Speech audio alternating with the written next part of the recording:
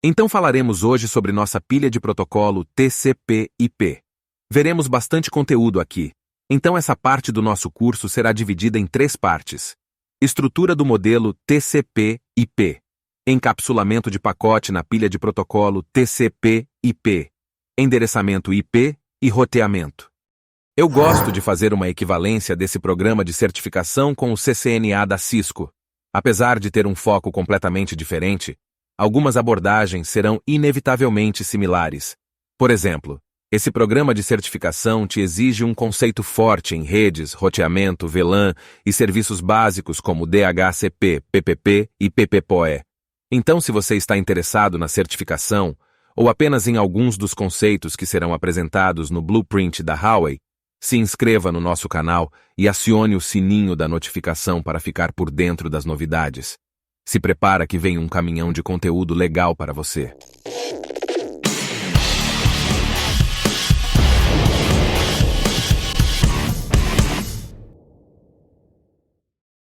Sejam muito bem-vindos ao nosso programa de certificação HCIA Access, versão 2.5 da Huawei. Essa certificação dará uma base muito sólida para você que deseja mergulhar nesse mundo PON, em especial o GPON. Como sabemos, o modelo OSI é um nosso modelo conceitual, e nele podemos ver uma divisão em 7 camadas. Camada física, enlace de dados, camada de rede, de transporte, camada de sessão, camada de apresentação e camada de aplicação. Por outro lado, a pilha de protocolos TCP/IP combina a camada de aplicação, a camada de apresentação e a camada de sessão em uma única camada. Eu não quero que você decore essa imagem, mas sempre olhe para ela com um olhar especial, pois irá te ajudar a entender muitos conceitos por trás de práticas de análise e troubleshooting de rede. Uma camada não depende da outra. Cada uma possui diferentes componentes e diferentes funções. Então, irei explorar cada uma dessas camadas mais a fundo na sequência dessa série. Nesse momento, o que preciso que você perceba é que além do TCP/IP ser mais simples, ele tem uma equivalência com o modelo conceitual e, como falamos no vídeo anterior, este é hoje o padrão que mais utilizamos no mercado hoje em dia. Fazendo um resumo de cada camada do modelo TCP/IP. A camada de aplicação fornece a interface dos aplicativos. Por exemplo, HTTP, Telnet, FTP e TFTP são exemplos de protocolos que trabalham na camada de aplicação. Usamos a camada de transporte para estabelecer uma conexão fim a fim. Quando falamos dos protocolos TCP ou UDP, é nessa camada que estamos trabalhando. Na camada de rede trabalhamos nosso roteamento e endereçamento IP. Já na camada de enlace de dados é onde teremos o acesso à mídia física. Aqui encontraremos o protocolo Ethernet, 802.3 e PPP. E por falar da nossa camada física, ela é responsável pela transmissão de fluxo de dados binários. Aqui encontramos nossas portas, cabos e interfaces físicas. De modo geral, quando o PC1 precisa se comunicar com o PC2, os dados serão encapsulados da camada de aplicação do modelo TCP/IP para a camada física. Em seguida, os dados passam pelo roteador e pelo switch da rede LAN, que encaminhará os dados para seu destino. O roteador vai trabalhar na camada 3 e só pode lidar com mensagens da camada de rede, ou seja, vai conversar com a rede pelo endereço IP apenas. Já um switch Layer 2 irá se comunicar apenas na camada de enlace de dados, falando com outros dispositivos através do seu endereço físico, MAC address. Então nosso Frame Ethernet será encaminhado para o destino que irá desencapsular esta mensagem. O PC poderá então receber os dados originais. Então, basicamente este é o fluxo da pilha TCP/IP, com o encapsulamento e desencapsulamento do dado.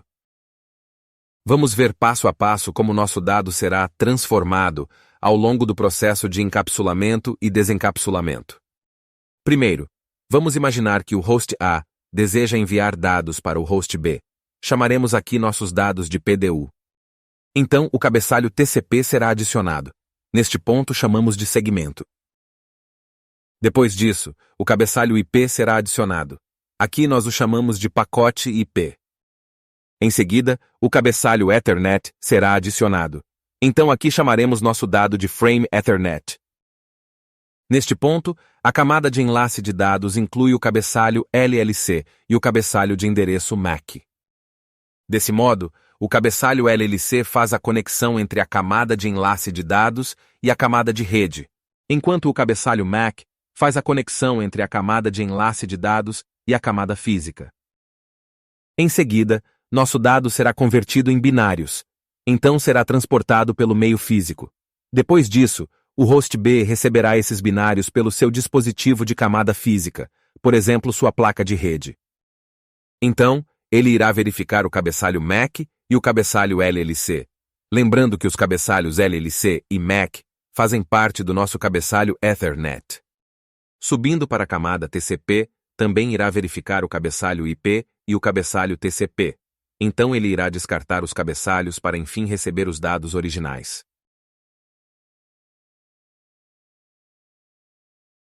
Agora vamos abordar a função de cada uma das camadas da pilha de protocolo TCP/IP, passando desde a camada física até a camada de aplicação, explicando de maneira sucinta o papel de cada uma em uma rede de dados. Uma observação aqui.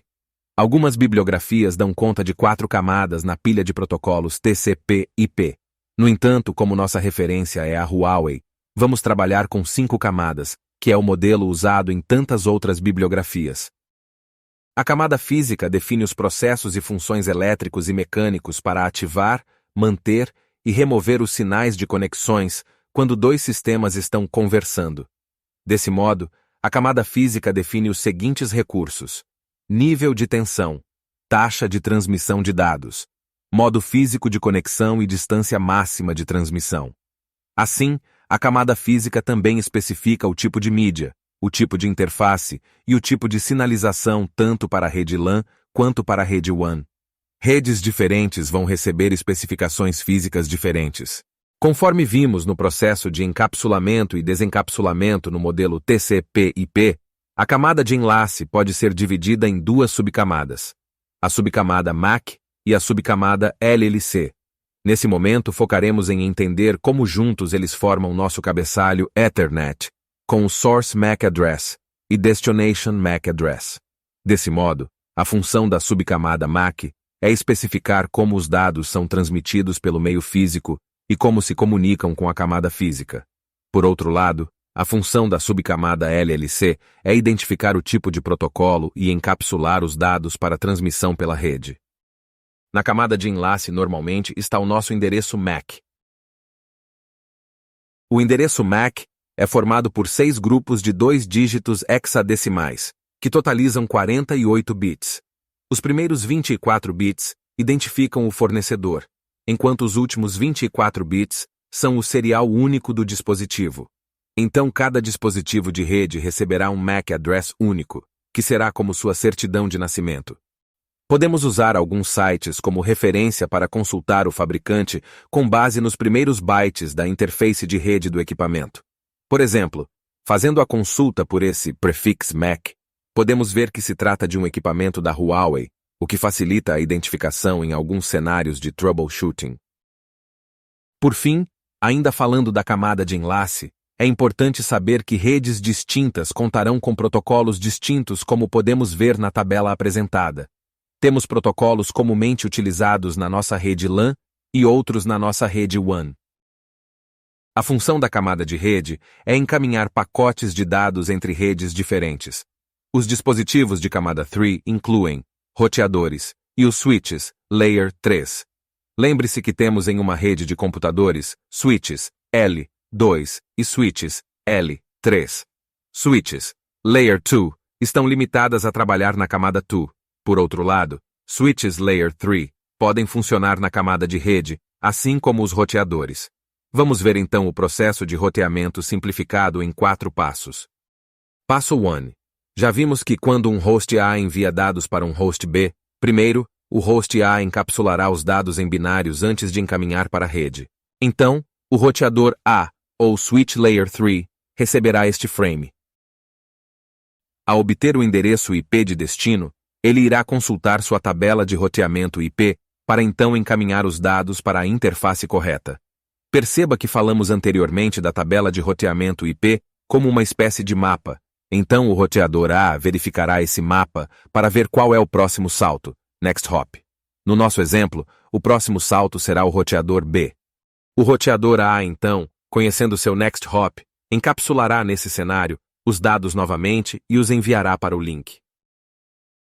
Então, o roteador B irá receber o pacote, irá desencapsular e também irá verificar a tabela de roteamento IP para buscar seu destino e o próximo salto do pacote. Desse modo, mais uma vez o roteador, agora o roteador B, encontrará o próximo salto, encapsulará os dados e os enviará para o roteador C. O roteador C, da mesma forma, irá verificar o endereço IP de destino e as tabelas de roteamento IP, e em seguida, irá encapsular os dados e enviá-los para o PCB.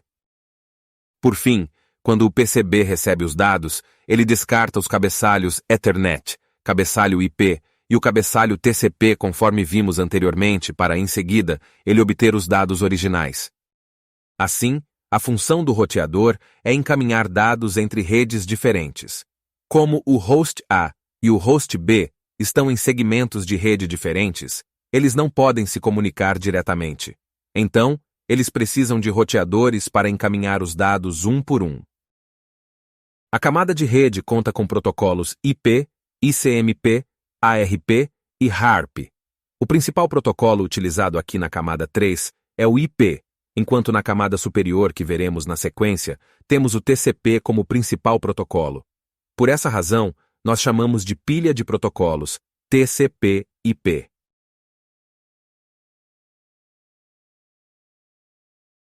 Um endereço IP identifica exclusivamente um dispositivo na camada de rede. Um endereço de rede consiste em duas partes, ID da rede e ID do host. Por exemplo, para o endereço IP 192.168.2.48, o ID de rede é 192.168, enquanto o ID do host será 248. Assim, se dois dispositivos estiverem no mesmo segmento de rede, terão o mesmo ID de rede. Por outro lado, o ID do host indica a identificação única que aquele PC ou dispositivo de rede terá na rede. Dois dispositivos em uma mesma rede não poderão ter o mesmo ID de host. Em outras palavras, o endereço IP identifica um dispositivo em uma rede e sua identificação é única dentro de um mesmo segmento de rede. Agora vamos falar da camada de transporte. Algumas das principais funções da camada de transporte incluem segmentação de dados e combinação de segmentos de dados, estabelecimento de conexões de ponta a ponta, envio de segmentos de dados de um host para outro host, garantia da exatidão da transmissão de dados. Nessa camada vamos ver principalmente o TCP e o UDP. Quais são as diferenças entre TCP e UDP? O TCP é orientado à conexão, ou seja, a entrega dos pacotes é confiável, mas tem um custo alto para garantir da integridade. Por outro lado, o protocolo UDP é um protocolo chamado connectionless, sem conexão, ou conexão fraca. Não tem garantia de entrega dos pacotes, logo não é confiável, podemos, por assim dizer. Em outras palavras, o protocolo UDP é mais performático, mais rápido que o TCP, porém a segurança do TCP é maior que a do UDP. Vejamos na prática. O protocolo FTP é um exemplo de protocolo que trabalha em cima do TCP. Por outro lado, o TFTP é baseado no UDP.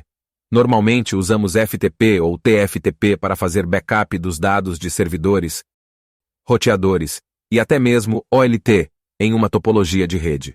Seja com FTP ou TFTP, teremos nosso objetivo atingido, fazer o backup de um equipamento. Porém, o uso do FTP nos dará uma maior garantia, uma vez que uma potencial perda de pacotes será identificada e os pacotes serão retransmitidos, caso necessário. O uso do FTP, baseado em TCP, garante assim a integridade do backup.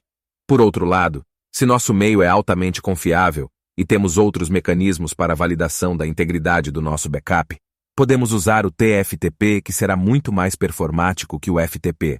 Porém, é importante considerar que uma potencial perda de pacotes não será retransmitida no caso do TFTP, baseado em UDP, e os dados gerados poderão sofrer pela falta de parte da informação. Então, deixarei como referência os protocolos e portas mais comumente cobrados no exame de certificação da Huawei. Se familiarize com essas portas e protocolos, pois, além da questão da prova, são protocolos muito usados no dia a dia. Saber essas portas e protocolos facilita bastante em potenciais necessidades de troubleshooting.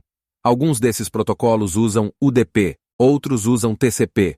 Em alguns casos, podemos usar TCP e UDP, como no caso do DNS. Lembrando aqui que o foco é camada de transporte que será feita em cima de UDP para alguns serviços e TCP em outros. Existe um range de portas que é público e vai de 0 até 254. Já de 255 até 1023 são portas atribuídas para empresas. Acima de 1024 são portas randômicas. Por fim, falando do cabeçalho TCP, temos a porta de origem e a porta de destino. A porta de origem tem 2 bytes, e a porta de destino também tem 2 bytes. Se dois dispositivos quiserem se comunicar, eles precisam fechar uma conexão entre si primeiro. Eles precisam conhecer a porta de origem e a porta de destino para poderem se comunicar. Agora, veremos a camada de aplicação. Existem muitos protocolos e softwares, como FTP e TFTP, para transferência de arquivos. DNS, sendo um serviço essencial em uma rede moderna, pois é responsável pela tradução de nomes amigáveis em endereço IP. SMTP, para envio de e-mail. Telnet para acesso remoto não seguro. SSH para conexão remota segura e HTTP para navegação na web, dentre outros. A camada de aplicação fornece interfaces para os usuários processarem as aplicações. Em outras palavras, é o que o usuário enxerga. A camada de aplicação fornece interfaces para os usuários processarem aplicações específicas.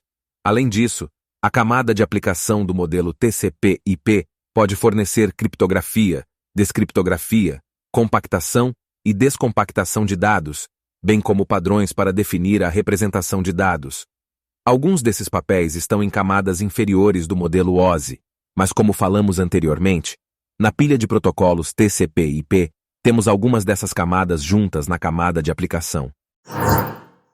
Então hoje passamos por todas as camadas do modelo TCP/IP. Espero que não tenham ficado dúvidas com relação a esse conteúdo.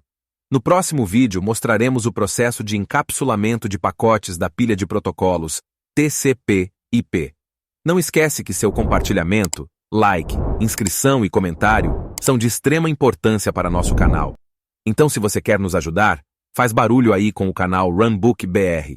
Um abraço e até a próxima.